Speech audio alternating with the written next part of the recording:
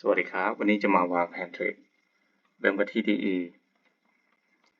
อยู่ที่ Time Frame มันราคาตอนนี้ใช้โซนนี้แล้วก็ปรับตัวขึ้นไปซึ่งการลงมาเนี่ยมันก็จะลง A B C แบบนี้แล้วเราก็จะโฟกัส B มา C ดับไปที่ Week เราก็จะเห็นขา B ลงมาตรงนี้เป็นต่อมองส่วนตัวของ Week ส่วนฝั่งขาขึ้นที่รีเจ็คขึ้นไปตรงนี้ก็เป็นตมส่วนตัวเหมือนกันเราก็จะตีกรอบบนกรอบล่างแล้วก็ขั้นตอนที่2ดรอปลงไปดูผู้สร้างก็คือจุดนี้อันดับแรกเราให้ดูคู่ต่อสู้ก่อนก็คือฝั่งซ้ายมือตรงนี้เป็นตมส่วนร่วมและตรงนี้ก็เช่นเดียวกันส่วนตมส่วนตัวเนี่ยออกไปแล้วเราก็จะได้โซนตรงนี้ซึ่งผมจะอัปเดตเป็นตรงนี้เป็นซับไพรส์ของ Day และโซนบนตรงนี้ส่วนตรงนี้ที่ค่าตมส่วนตัวตรงนั้นได้เราก็จะได้ส่วนรวมสีเทาและการที่มันขึ้นไปครั้งแรกให้เป็น A ลงมาเป็น B เพื่อที่จะขึ้นมา C ตรงนี้ใน Day เราอยู่ระหว่างการเดินทาง B ไป C ดังนั้นและอีกอย่างตรงที่ B มา C ฝั่งใหญ่นี่ก็คือเรามีตมส่วนรวม2ส่วนตัว1การที่จะกลับตัวก็ต้องขึ้นมาชนะตมส่วนรวมให้ได้แล้วค่อยขึ้นแบบนี้อันนี้คือภาพใหญ่และทีนี้เราจะซูมอินเข้าไป B ไป C ในตรงนี้เราเห็นว่า A ขึ้นมาครั้งแรกไม่ชนะเราจะได้ตรงนี้เป็นตมส่วนตัวตลอดการตรงนี้และอันที่2ตรงนี้ก็เป็นส่วนตัวตรงนี้ส่วนแท่งนี้เปิดทุกเรียบเสียบฝั่งนี้ได้ฝั่งนี้เป็นตมส่วนตัวสีแดงใช่ไหมตรงนี้ก็จะได้เป็นส่วนรวมสีเทาและตรงนี้เราจะอัปเดตเป็นส่วนรวมสีเขียวเมื่อได้ตมส่วนรวมเมื่อไหร่เราก็จะได้ดีมานด์อันนี้ก็จะเป็นดีมานด์ Day อันนี้คือ B มา C และตรงนี้ขึ้นมาเป็น A อันนี้กำลังจะลงมา B เพื่อจะขึ้นไป C ที่เป็นภายในชุดนี้ดังนั้นเราจะดรอปลงไปเพื่อดูไทม์เฟรมที่เล็กลงเมื่อชนะฝั่งนี้ได้เราก็จะเห็นตรงนี้ลงมาข้างแรกเป็น A ซึ่งกลับเป็น B ลงมาเป็น C แต่เรายังไม่รู้ว่ามันจะจบแล้วหรือยังและชุดนี้เราก็จะได้ตรงนี้เป็นแนวรับด้วยแนวรับ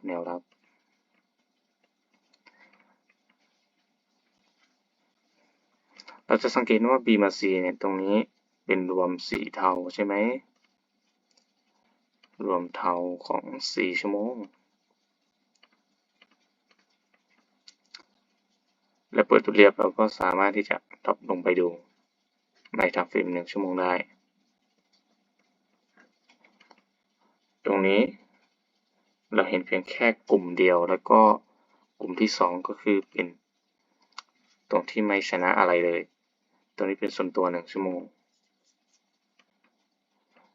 และตรงนี้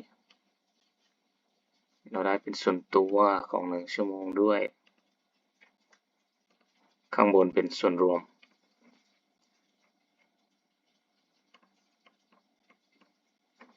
การที่กราฟจะกลับตัวก็ต้องขึ้นมาชนะส่วนตัวให้ได้แบบนี้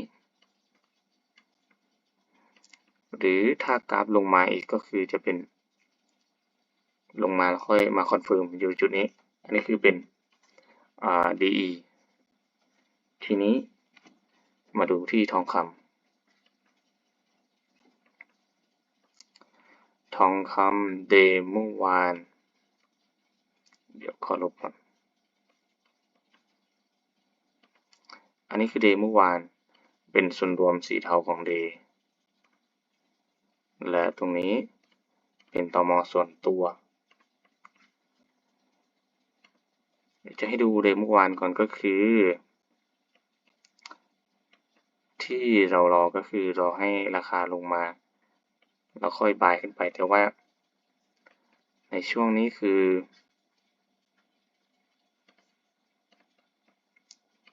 ดรอปมาที่1ชั่วโมงหลังจากที่พักแท่ง4ชั่วโมงขึ้นมาผิดแล้วก็ดรอปมา S1 เนี่ยเราจะเห็น3กลุ่มแสดงว่าเป็นเทรนด์และหลังจากนั้นเราก็จะเห็นจุดพักที่เป็นใน time frame ที่รองลงมาก็จะเห็นเป็น A B C แบบนี้เราก็สามารถ CF ขาด C แล้วก็บายขึ้นไปได้ตรงนี้และเรามาดูของวันนี้เราตีตม.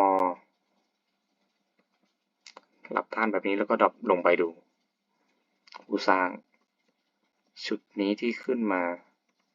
ตรงนี้เป็นส่วนรวมเราจะเห็นว่ามันมีหลายกลุ่มมากๆเลยตรงนี้ก็รวมตรงนี้ก็รวมและตัวนี้ก็คือมันจะเป็นการพัก A B C แล้วก็ระดมกันขึ้นไปใหม่ชุดนี้ก็จะได้ส่วนตัวอาจจะเป็นส่วนรวมสีเทาต้องรอให้แท่งนี้ปิดก่อนถึงจะเป็นสีเขียวและเมื่อเราเห็นแบบนี้แล้วภาพใหญ่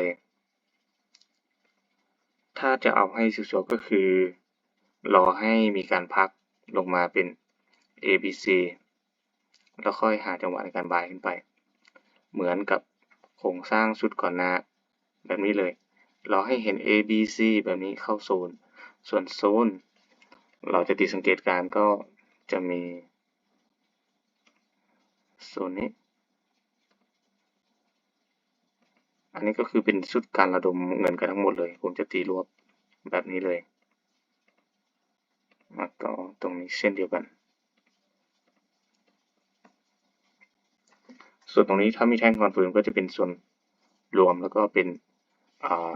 โซนของ4ชั่วโมงเช่นเดียวกันอันนี้คือภาพใหญ่เรารอแบบนี้แต่ทีนี้เราก็สามารถซูมอินเข้าไปได้